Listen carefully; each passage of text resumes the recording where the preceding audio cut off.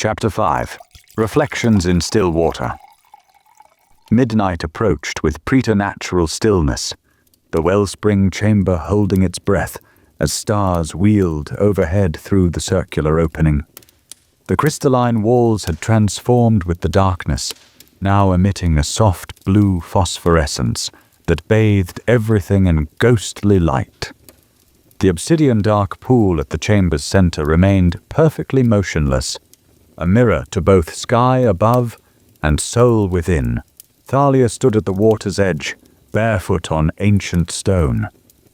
She had changed from her travel-worn clothing into a simple shift of undyed linen, ritual garb provided by Elian, who understood the protocols of water ceremonies far better than Thalia herself.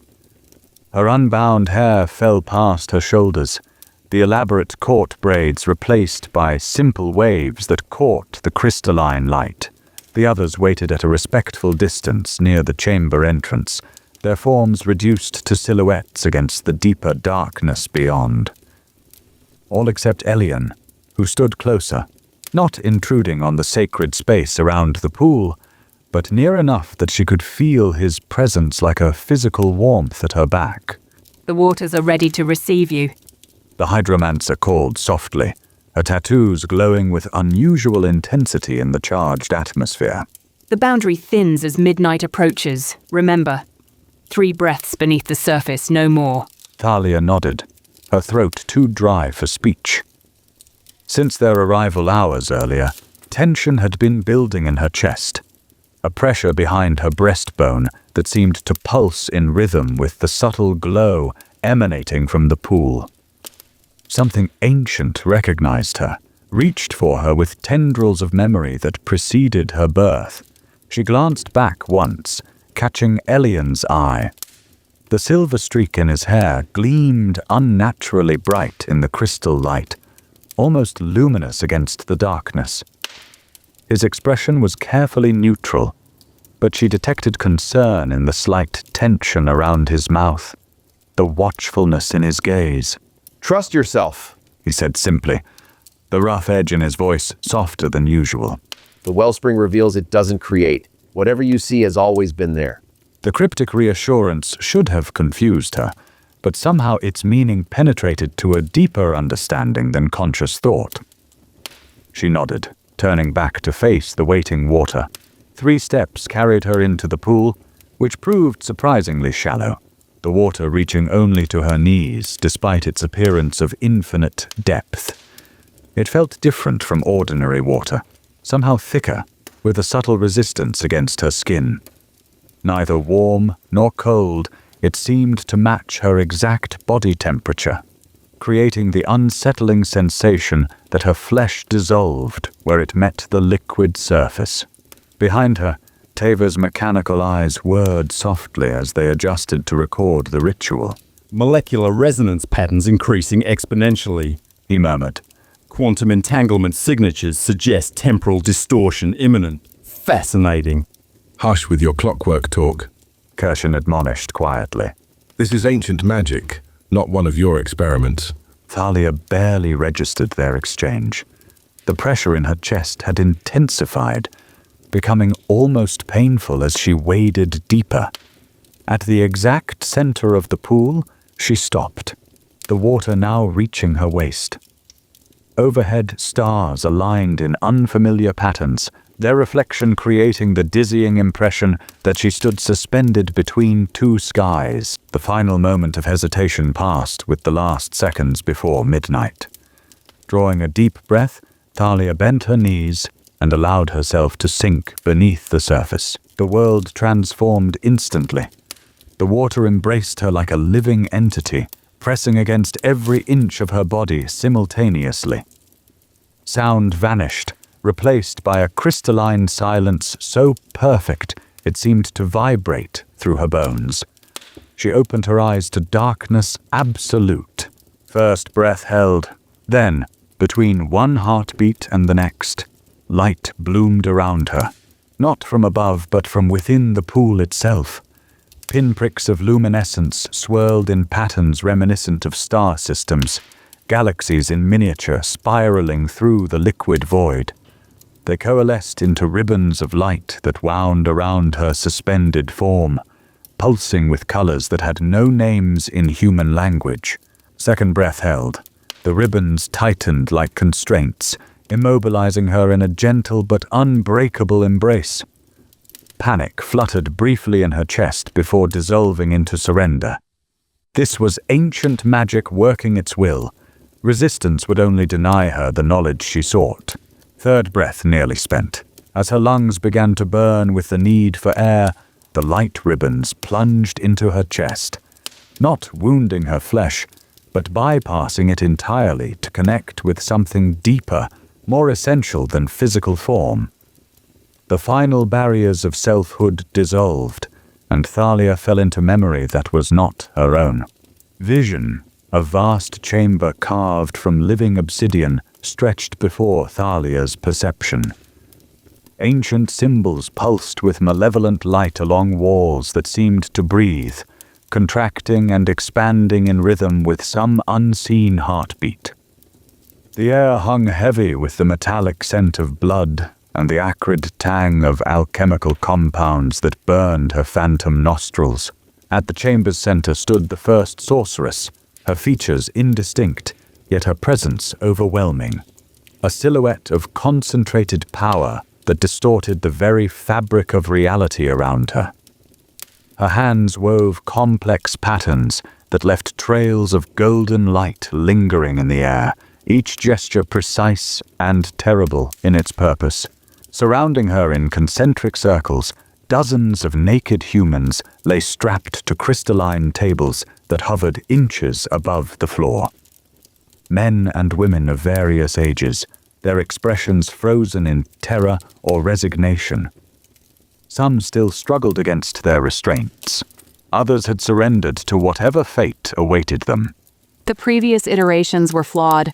The first sorceress announced, her voice layered with harmonics that vibrated painfully through Thalia's awareness.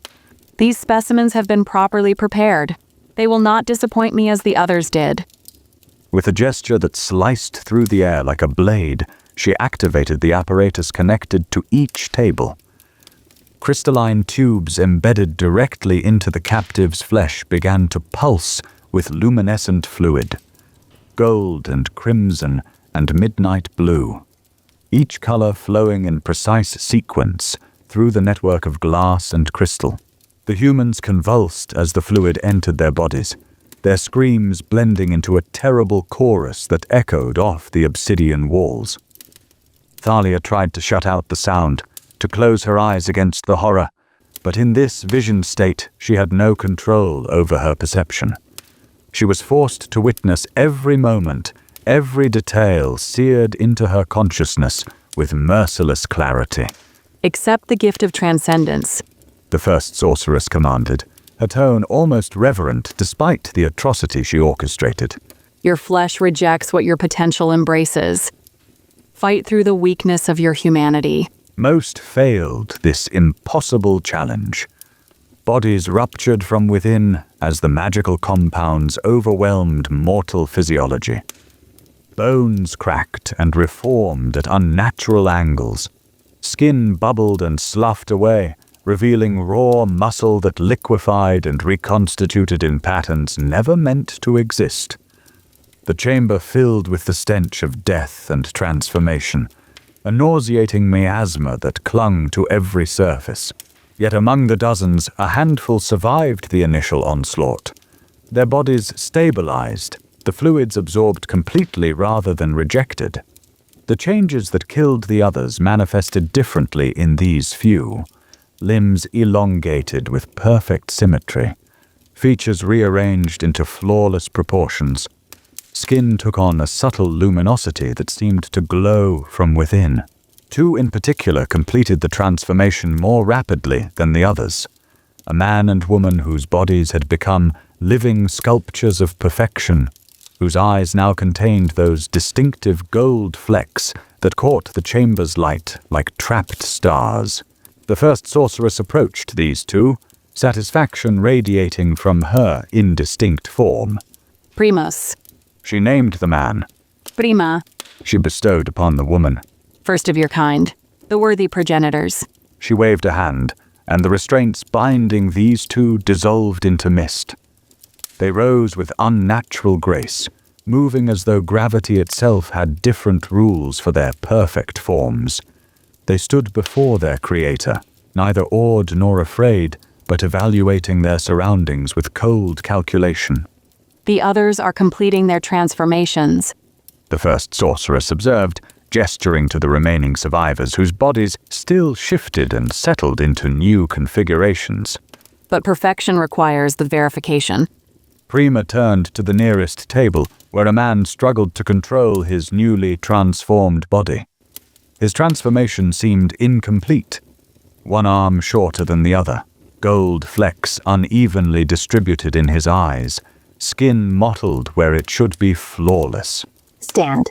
She commanded, her voice carrying that subtle resonance that would become the hallmark of sovereign speech, a harmonic that bypassed conscious thought to compel obedience. The subject tried to comply, his asymmetrical body trembling with effort as he attempted to master unfamiliar limbs and altered balance. He managed to rise halfway before collapsing, muscles spasming as they rejected conflicting neural commands. Failure. Prima pronounced, her perfect features revealing neither disappointment nor mercy. With a single fluid motion, she placed her hand against the subject's chest. A pulse of golden energy flowed from her palm, stopping his heart instantly. Primus followed her example without prompting, moving to another table where a woman had achieved a more successful, but still imperfect transformation. When she failed to execute a series of precise movements at his command, he eliminated her with the same efficient detachment. One by one, they tested the remaining subjects.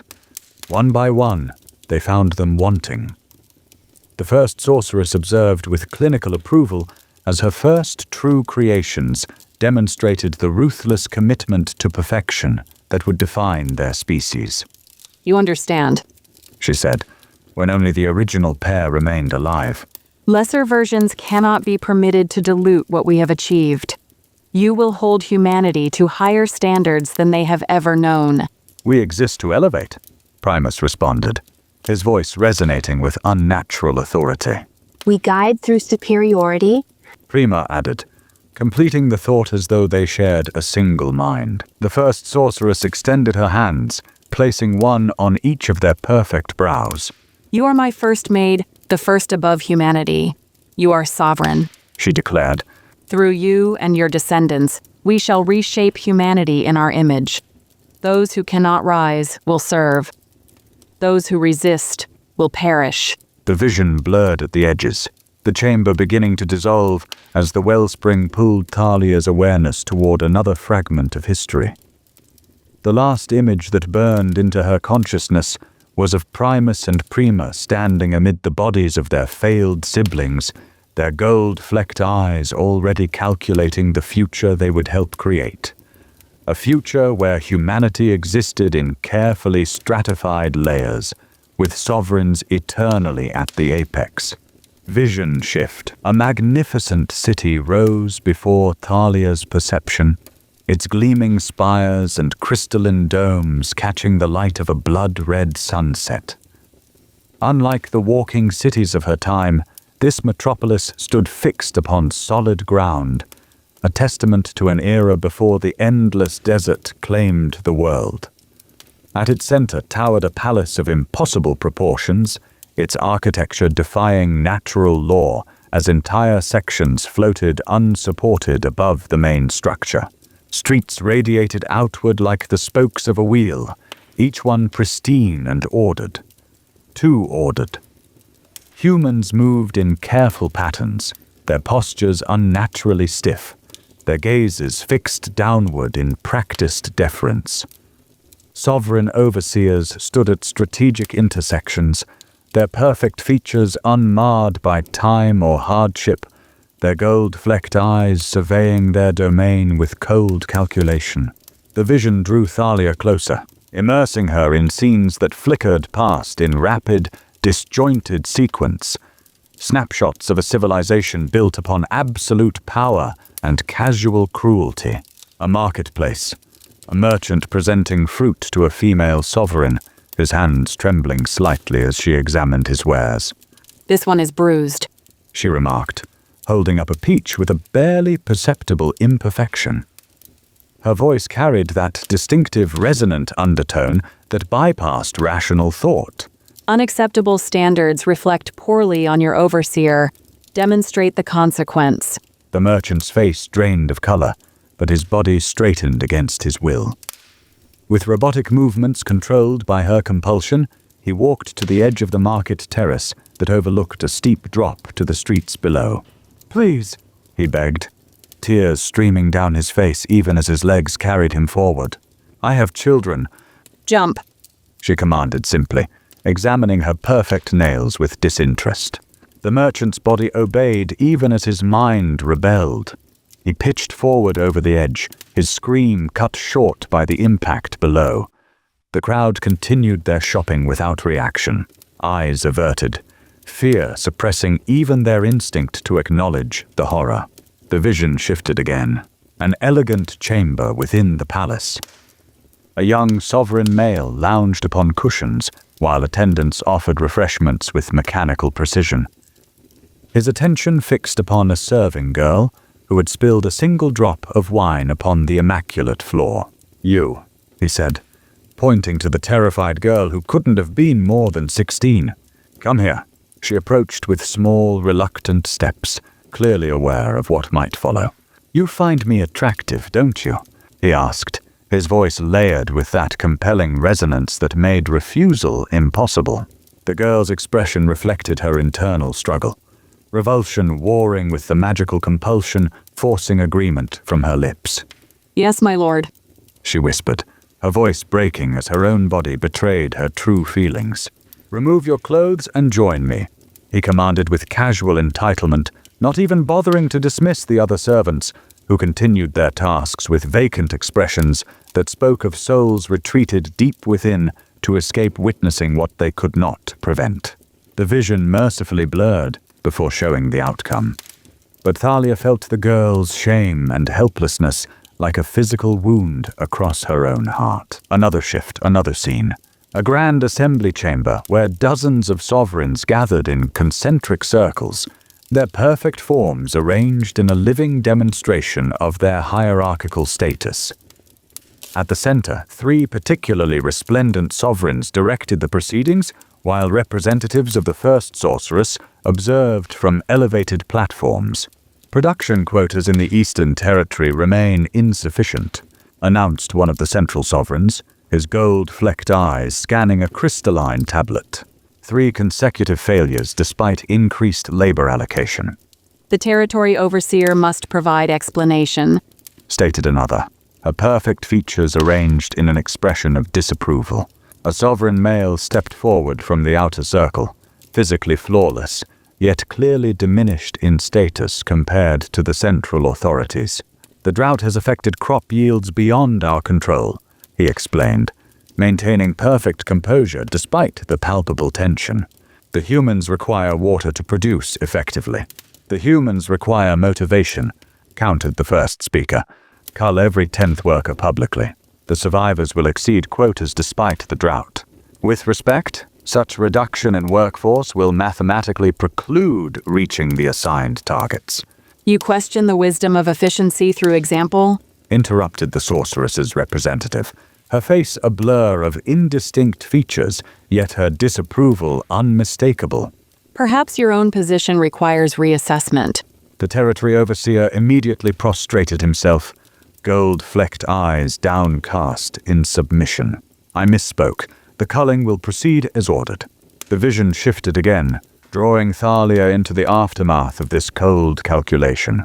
Village outskirts, dawn light illuminating a grim scene. Humans gathered in silent rows, faces gaunt from hunger, yet muscles taut with suppressed rage. Before them stood 3 sovereigns, including the territory overseer from the previous vision. One by one, humans were pulled from the line, every 10th person regardless of age or condition. A mother clutched her infant tighter as the count approached her position. 8. 9. The sovereign's finger pointed to her. 10. Please, She begged, holding her child higher. take me, but spare my son. He's not even a year old. Examples must include all demographics to be effective, the overseer stated without inflection. He turned to his subordinate. Proceed. As the sovereign advanced towards the woman, a dusty, weathered man broke from the crowd, hurling himself at the overseer with a crude stone blade concealed in his palm. His face contorted in a rictus of desperate fury, the accumulated rage of countless humiliations finding expression in this suicidal act of defiance. "Monster!" he screamed, blade arcing towards the sovereign's perfect throat. The territory overseer sidestepped with inhuman grace, catching the man's wrist and snapping it with casual efficiency. Yet something registered in his gold-flecked eyes. Not fear, but perhaps surprise at the vehemence of the attack. "Hold," he commanded as his subordinates moved to execute the attacker immediately.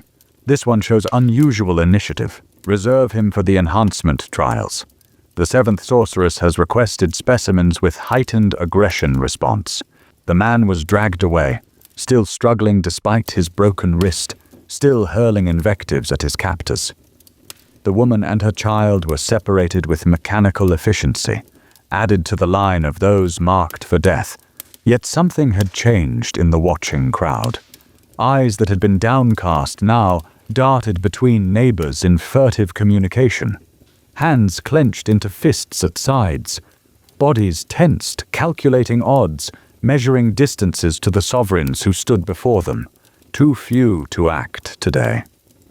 But the seeds of rebellion had taken root, watered by blood and fertilized by cruelty. Thalia sensed it growing beneath the surface submission, the slow, inexorable gathering of human will that would eventually challenge even beings engineered for dominance. The vision shifted one final time, revealing the first sorceress in her private chambers, attended by several highest-ranking sovereigns who reported on global conditions.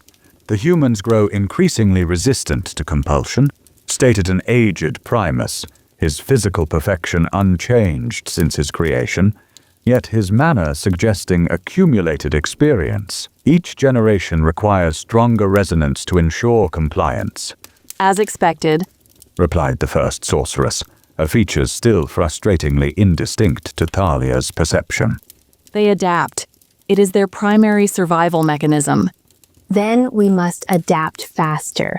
Suggested Prima, her perfect form lounging with deceptive casualness beside the sorceress. She turned toward the window, gazing out at the city that bore her name, at the humans scurrying below like insects in a carefully constructed hive. Let them have their small rebellions. She said, amusement coloring her voice. Let them believe resistance is possible. It makes the eventual breaking of their will so much more satisfying. Vision shift.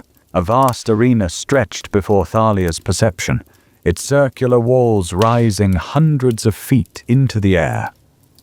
Unlike the refined elegance of the first sorceress's laboratory, this space radiated martial energy, obsidian and iron rather than crystal and gold. Torch flames cast dancing shadows across stone surfaces, carved with images of battlefield glory, while spectator tiers stood empty, awaiting an audience for whatever ceremony would soon unfold. At the arena's center waited the second sorceress, her features indistinct like all her sisters in these visions, yet her presence unmistakable.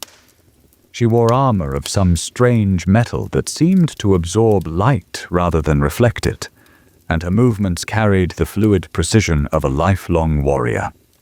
Unlike the first sorceress's clinical detachment, this sister radiated barely contained violence, a weapon perpetually poised to strike.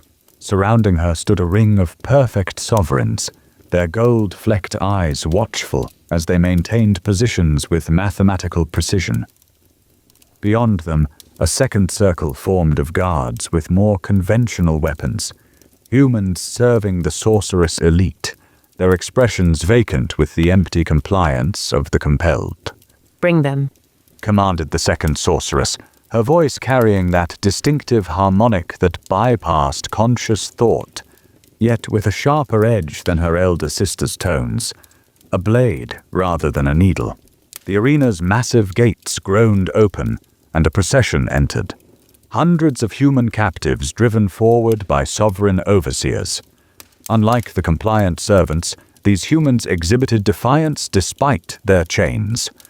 Men and women of various ages, all bearing the marks of hardship and resistance. Scarred bodies, faces set in stubborn lines, eyes that burned with unconquered will despite their circumstances. The second sorceress circled them slowly, assessing each with calculated interest. She paused before a particularly massive man whose face bore the evidence of many brutally healed breaks. This one led the mining rebellion? She asked one of her sovereign assistants. Yes, mistress, confirmed the perfect being, inclining his head respectfully. He killed 3 overseers before being subdued. His pain threshold exceeds standard human limitations. The sorceress nodded, something like approval crossing her indistinct features. She moved to a woman whose lean frame belied the corded muscles evident beneath her tattered clothing. And this one? She inquired, tilting her head as though studying a particularly interesting specimen. Escaped execution twice, the sovereign replied. Led a band of outcasts in the Northern Territories for almost a year before capture, particularly resistant to compulsion. One by one, she examined the captives, each introduction revealing similar patterns. These were the unbreakable, the defiant, the ones who refused submission even when faced with impossible odds. The rebels, the fighters, the survivors. Perfect, she declared finally, returning to the center of the arena. They possess exactly what we require. The aggression my sister's perfect sovereigns lack. Their genetic material will form the foundation of our new warrior caste. She raised her hands, and the stone floor beneath the captives' feet began to reconfigure.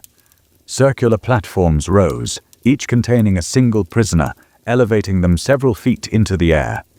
Mechanical arms emerged from these platforms, securing the struggling humans more thoroughly as crystalline tubes and needles extended toward their bodies.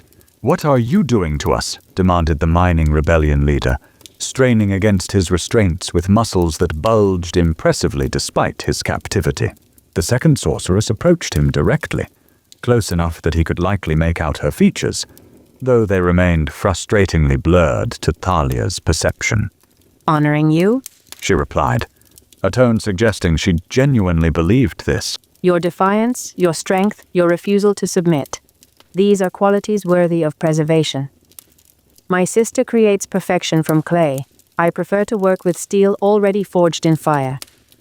She placed a hand against his chest, and though he tried to recoil, the restraints held him immobile for her touch. Your children will be warriors beyond compare, she continued. Strength doubled, reflexes enhanced, battle instinct encoded into their very cells. The Bellatori, my battleborn, will serve as the fist where the sovereigns serve as the voice. We'll never serve you, he spat, defiance undimmed despite his helplessness. The sorceress laughed, the sound carrying that strange harmonic that made Thalia's phantom ears ache. You misunderstand, she told him, almost gently. You will not serve. You will not survive. Only your essence matters now. The genetic material that makes you so gloriously stubborn, so admirably fierce. That essence, purified and enhanced, will live on in a new species engineered for battle. Horror dawned on the faces of the captives as they realized the truth. They were not being recruited or even enslaved. They were being harvested. The second sorceress returned to the center of the arena and raised both arms. The mechanical appendages surrounding each captive began to move with terrible precision, needle-tipped extractors piercing flesh to draw blood and tissue samples, while other tubes delivered glowing substances into their bodies. Their screams blended into a terrible chorus as the process began. Not a simple extraction, but a complete transfiguration. Their bodies contorted as foreign substances rewrote their genetic material in real time, bones cracking and reforming, muscles tearing and regenerating with doubled density, nervous systems rewiring to accommodate enhanced reflexes. Most died within minutes, their bodies unable to survive such catastrophic alteration. Some lasted longer, their exceptional resilience extending their suffering rather than sparing them. The mining leader endured the longest, his screams gradually transforming into a roar that contained more rage than pain. A sound that seemed to please the second sorceress as she monitored his vital signs on a crystalline display. His pattern is stabilizing. She observed, genuine excitement coloring her tone. The genetic restructuring is taking hold. He may actually survive the primary transformation. Indeed, the man's body, though grotesquely altered, had stopped its convulsive rejection of the changes being forced upon it. His muscles had nearly doubled in size, his skin developing a faint pattern of lines that pulsed with internal energy, the precursors of battle trance markings. Magnificent. She breathed, approaching his platform once more. You are the template, the first success. From your cellular pattern, we will grow an army. The man's eyes, now glowing with an unnatural light, fixed on her with pure hatred. When he spoke, his voice emerged deeper, rougher, as changed as his body. "I will kill you for this," he promised, the words carrying the weight of absolute conviction. The second sorceress merely smiled. Perfect. She repeated, genuine satisfaction in her tone. The aggression remains intact despite the reconstruction, but you misunderstand your new purpose. She pressed her palm against his forehead, and energy flowed from her into his transformed body. His eyes widened, then gradually emptied of independent will as the compulsion took hold. Stronger than any used on ordinary humans, specifically calibrated for his enhanced system. You will kill for me? She corrected, her voice resonating with harmonic control. You will die for me. You will know no higher purpose than victory in my name. The vision blurred, time accelerating as Thalia witnessed the aftermath of this terrible genesis. Chambers filled with growth pods, each containing a rapidly developing Bellatori warrior. Training arenas where the new species learned combat with frightening efficiency, their bodies entering the battle trance state that made them nearly unstoppable in conflict. Battalions of fully formed Bellatori standing at attention before their creator, their muscled bodies adorned with the distinctive trance markings that glowed with internal energy. The second sorceress stood before her army, pride evident in her posture as she addressed the first complete regiment of her new warrior caste. You are my masterwork. She told them, voice carrying across the assembled ranks. Where sovereigns command with voice, you will enforce with strength. Where ordinary humans falter, you will advance. You are the Bellatori, the battle-born, the war-forged, the living weapons shaped from humanity's most defiant stock. The Bellatori raised their fists in perfect unison, a choreographed salute that nonetheless carried genuine fervor. The second sorceress had achieved what she sought, warriors with the unbreakable will of rebels, redirected to serve rather than resist. Vision shift, a crystalline laboratory materialized in Thalia's perception, its vast dome capturing the light of 1,000 floating illumination orbs. Unlike the second sorceress's martial arena or the first sorceress's clinical chamber, this space belonged to the fifth sorceress, mistress of mind, creator of the cognitor. Spiraling bookshelves reached toward the ceiling, laden with texts whose spines glowed with arcane energy. Complicated apparatus hummed throughout the space, machines designed to measure and manipulate the intangible qualities of consciousness itself. At various workstations, cognitive subjects bent over complicated tasks, their enlarged craniums housing the enhanced brains that set them apart from baseline humans. Faint luminescent veins traced patterns beneath their translucent skin, pulsing in rhythm with their accelerated thought processes. Their movements carried the precise efficiency of beings who catalogued and calculated every action before execution. Among them moved one particular female cognite, whose violet blue eyes, startlingly similar to Thalia's own, darted constantly between her assigned work and the sorceress who supervised from an elevated platform. Something in her demeanor separated her from her fellow enhanced humans, a tension in her shoulders, a guardedness in her expression that suggested awareness beyond her programmed purpose. The fifth sorceress's voice cut through the quiet industry of the laboratory, her tone carrying the harmonic resonance common to all her kind, yet layered with a particular frequency that seemed designed to penetrate directly into the brain. Subject Viola, She called, her indistinct features turning toward the violet-eyed cognite. your processing efficiency has decreased 7% since yesterday's evaluation. Explain this deviation. The cognite woman, Viola, straightened, her hands carefully arranging her instruments before she turned to face her creator. Her expression betrayed nothing, yet something in her eyes suggested calculation beyond the simple answer she provided. Apologies, mistress. She responded, her voice carrying the musical cadence typical of cognite speech. I experienced disrupted sleep patterns that have temporarily affected neural pathway optimization. The sorceress descended from her platform in a single fluid movement that defied natural physics, suddenly standing directly before Viola. She extended one hand, placing it against the cognite's forehead. Viola flinched almost imperceptibly, a reaction that seemed to interest the sorceress more than the explanation she had offered. Your dream cycles show unusual activity patterns. The sorceress observed, her fingers pressing harder against Viola's skin, which blanched white beneath the pressure. Resistance to standard mental harmonization protocols. This requires investigation. A flicker of fear crossed Viola's features before her composure reasserted itself. I will report to the examination chamber at the conclusion of this work cycle, mistress. Now, Countered the sorceress, her voice hardening with the edge of command that brooked no resistance. the sovereign delegation arrives tomorrow. I require all cognity operating at peak efficiency for the demonstration. The vision blurred, then refocused on a different scene. A stark examination room where Viola lay strapped to a reclined chair, her enlarged cranium surrounded by a halo of crystalline instruments. The fifth sorceress stood nearby, adjusting controls on a console while two sovereigns observed with clinical interest.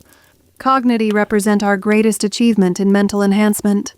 She explained to her visitors, her tone carrying the subtle pride of a creator displaying prized work. This particular specimen demonstrates exceptional capacity for abstract reasoning and pattern recognition, though recent anomalies require correction. One of the sovereigns, a male with particularly intense gold flecks in his eyes, stepped closer to examine Viola, who could not turn away due to the restraints holding her head immobile. The translucent skin is an unexpected aesthetic benefit, he remarked, running one perfect finger along Viola's exposed arm, tracing the luminescent veins that mapped her circulatory system. We find the visible display of their enhanced biology appealing. They were engineered for function, not appearance. The sorceress replied, though her tone suggested she was not displeased by the observation. But you may examine this one more thoroughly after the recalibration, if it interests you. Alarm flashed across Viola's features, quickly suppressed, but not before the sovereign noticed her reaction. A smile curved his perfect lips. I would find that most educational, he responded, his gold-flecked gaze holding Viola's for a moment too long to be merely analytical. Perhaps comparing responses before and after recalibration would provide valuable insights. The fifth sorceress activated the halo of instruments surrounding Viola's head. Crystalline needles extended from the apparatus, pressing against her skull at precise points that corresponded to major neural pathways. Viola's body tensed, her translucent skin growing even paler as she anticipated the pain to come. Begin recording. Instructed the sorceress. Standard recalibration protocol with 15% increased intensity to address the unusual resistance.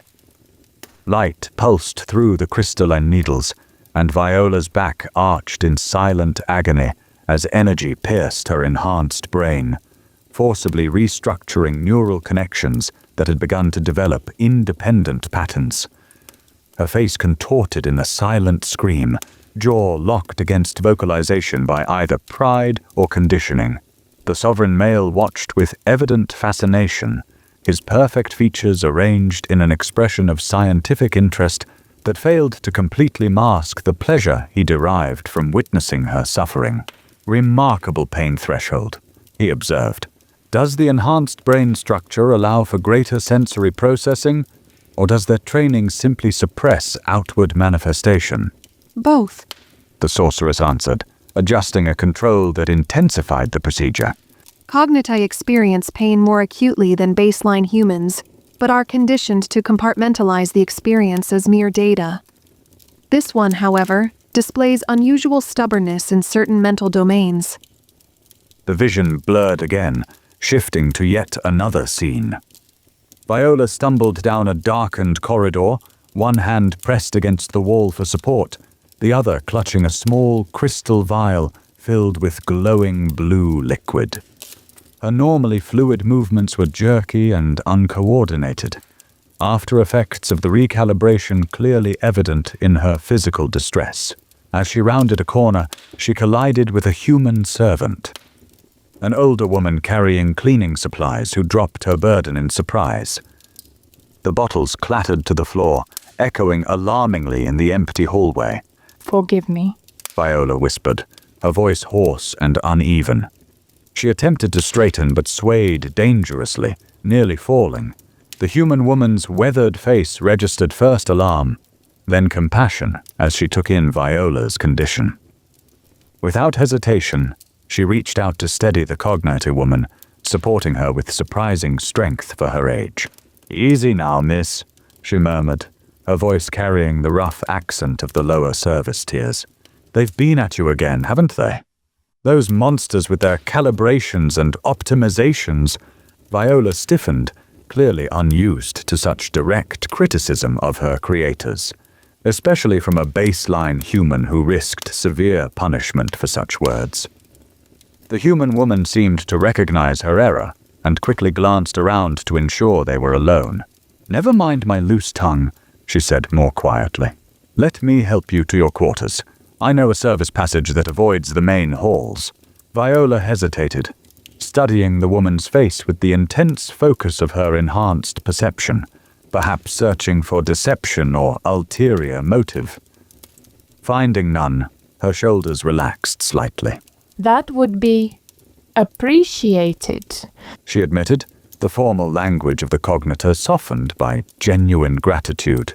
As the human woman guided her toward a concealed doorway, Viola carefully tucked the crystal vial into a hidden pocket of her garment. The movement did not escape the servant's notice, but she asked no questions, offering only the small mercy of pretended ignorance along with her physical support. The vision shifted once more, leaping forward in time. A different chamber appeared, smaller and more isolated than the grand laboratory, its walls lined with sound-dampening material that absorbed both noise and magical energies. Viola bent over a workbench, her enhanced fingers moving with delicate precision as she manipulated equipment that seemed cobbled together from stolen or discarded components.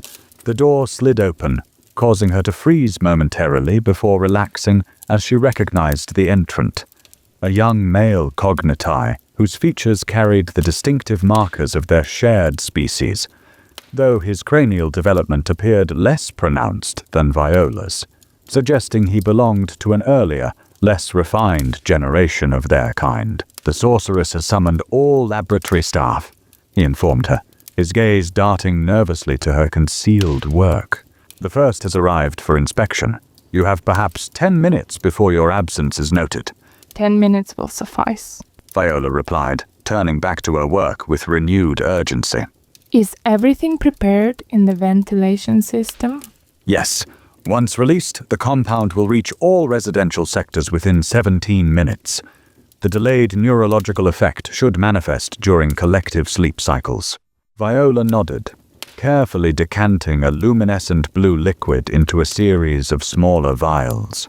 Each one pulsed with soft light that seemed to follow its own internal rhythm, like a heartbeat or breathing cycle.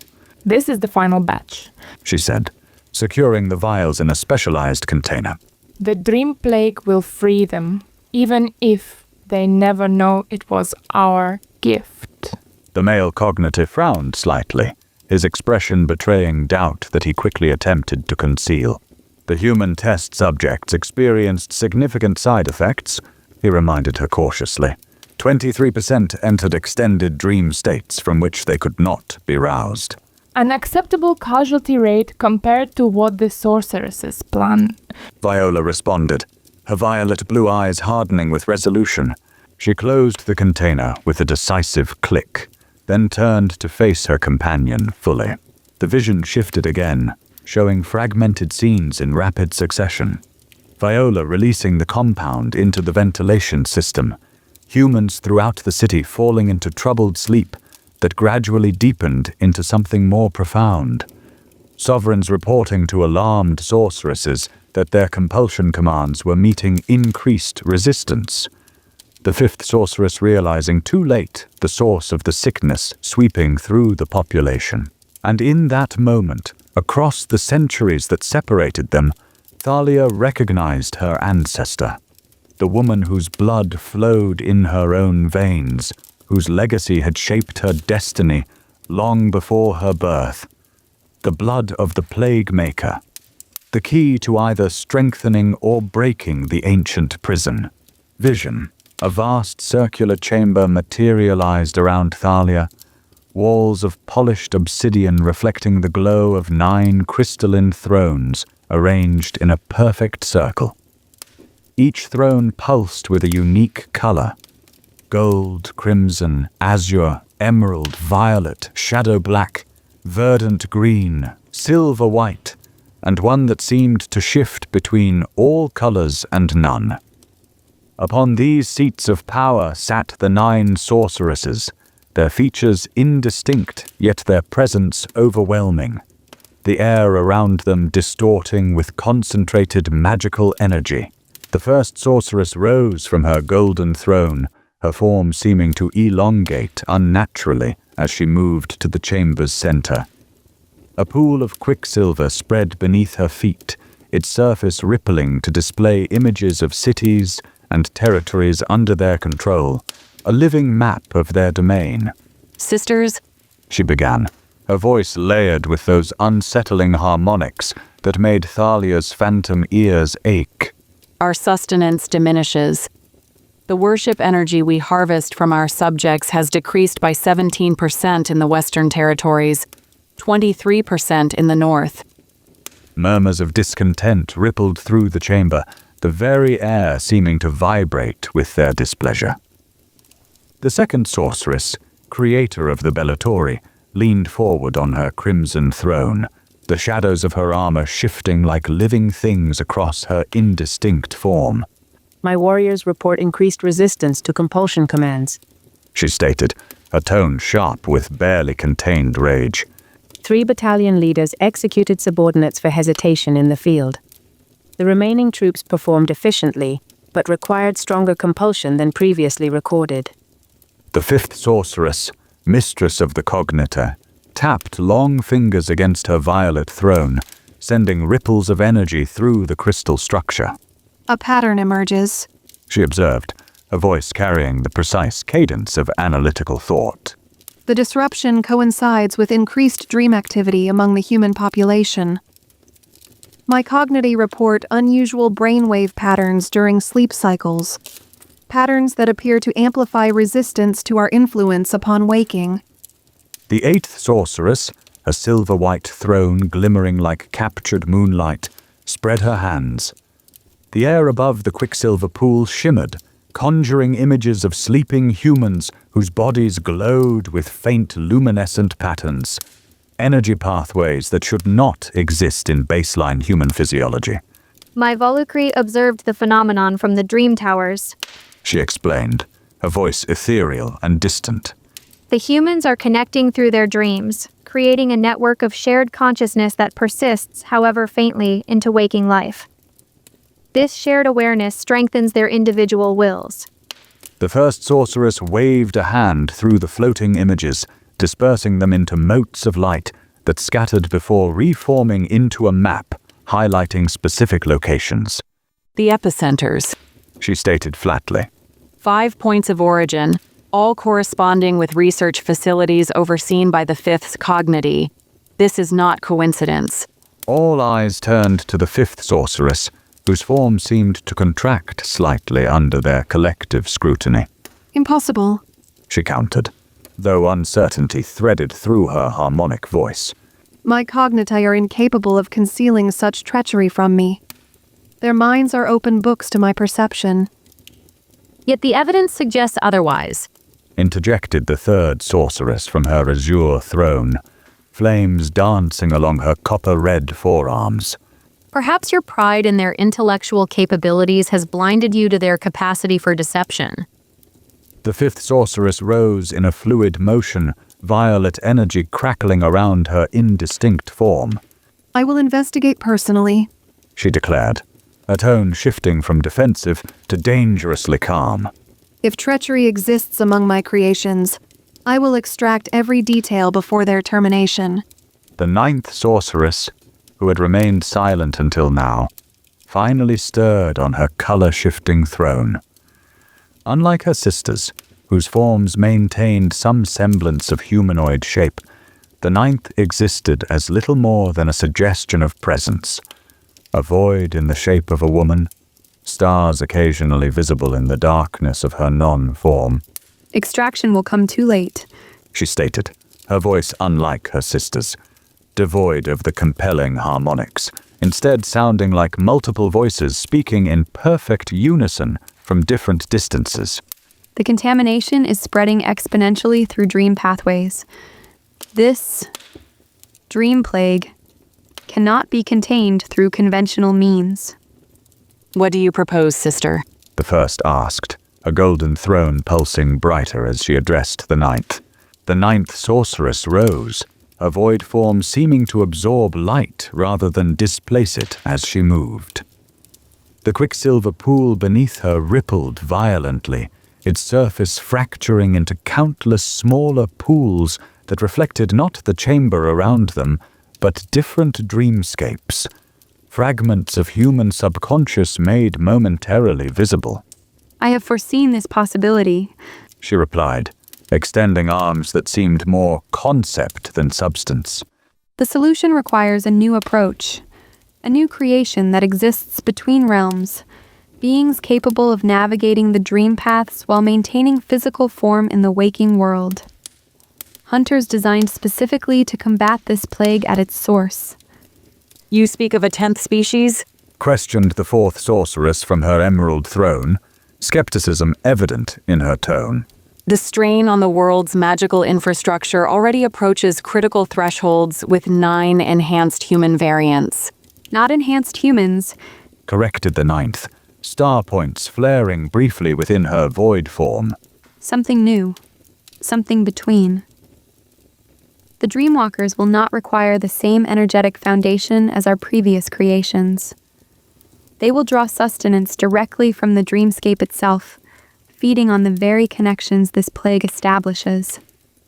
The first sorceress studied her sister carefully, golden energy swirling around her indistinct features. Proceed. She finally commanded. But understand the consequences of failure. If these dreamwalkers cannot contain the plague, more drastic measures will be necessary. The ninth sorceress inclined her void head in acknowledgement before dissolving into mist that scattered and vanished from the chamber. Vision shift, the dreamscape unfolded around Thalia, a realm of shifting possibilities where thought became form and emotion painted the sky in cascading colors. Here, the ninth sorceress moved with natural grace, her void form more substantial than in the physical world, trailing stardust with each movement as she glided through the malleable reality of human dreams. She had constructed a workspace at the nexus of multiple dreamers' minds, a crystalline laboratory suspended between consciousness and oblivion. At its center hung 9 humans in various stages of transformation, their bodies partially physical, partially dream stuff, suspended in cocoon-like structures that pulsed with gentle light. Unlike the brutal transformations Thalia had witnessed in previous visions, these changes progressed with delicate precision.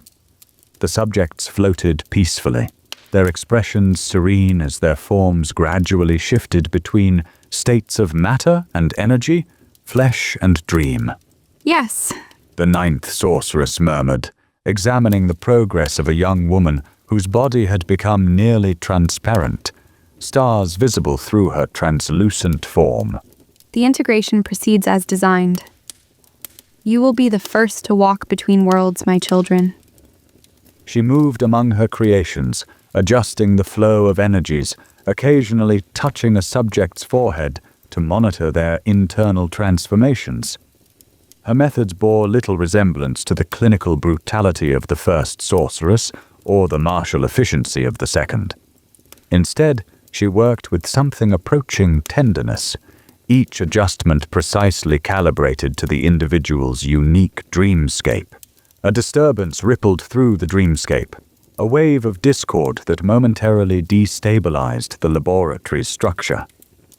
The ninth sorceress paused, her void head tilting as she perceived the source of the disruption.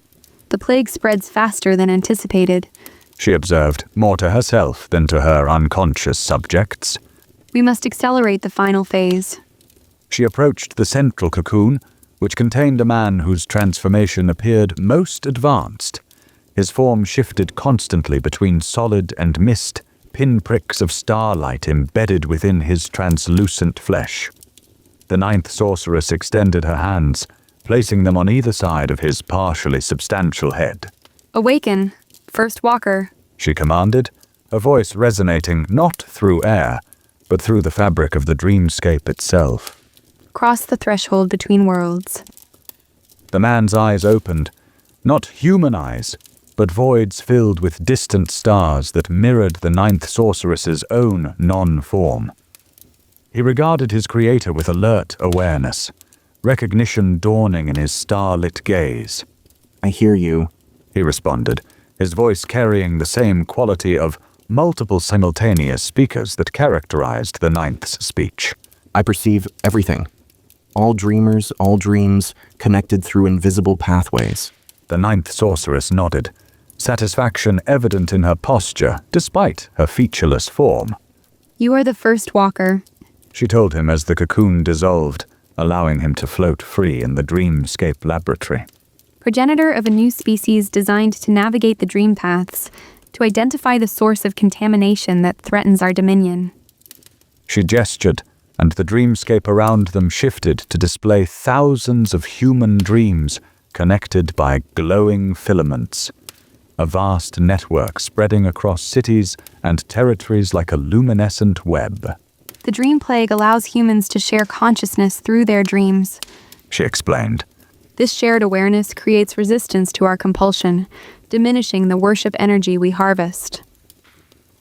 Your purpose is to sever these connections, to consume the dream energy that fuels this rebellion.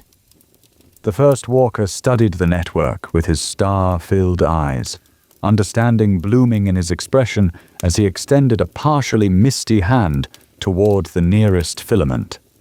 The connection trembled at his proximity, then began to flow toward him like water seeking the lowest point, absorbing into his translucent form. As it did, his body became momentarily more substantial, the starlight within him burning brighter. It nourishes me, he observed, wonder coloring his multiple-voiced speech. I can feel their dreams, their thoughts, their resistance. It tastes of freedom. Something in his tone made the ninth sorceress pause, her void head tilting as she studied her creation more carefully. You will sever the connections, she repeated, her voice taking on the harmonic quality of compulsion that her sisters employed, though it seemed strangely muted in the dreamscape. You will consume the energy and disrupt the network. That is your purpose. The first walker's star eyes flickered, something like conflict passing across his features before he inclined his head in acknowledgement. I understand, he replied, his tone carefully neutral. When will my siblings join me in this task? The ninth sorceress turned toward the remaining 8 cocoons, where the other subjects continued their transformation. Soon, she answered. The female subjects respond more readily to the process. They will awaken next, followed by the remaining males. Together, you will form the nucleus of a new species, the Dreamwalkers, hunters of the dreamscape.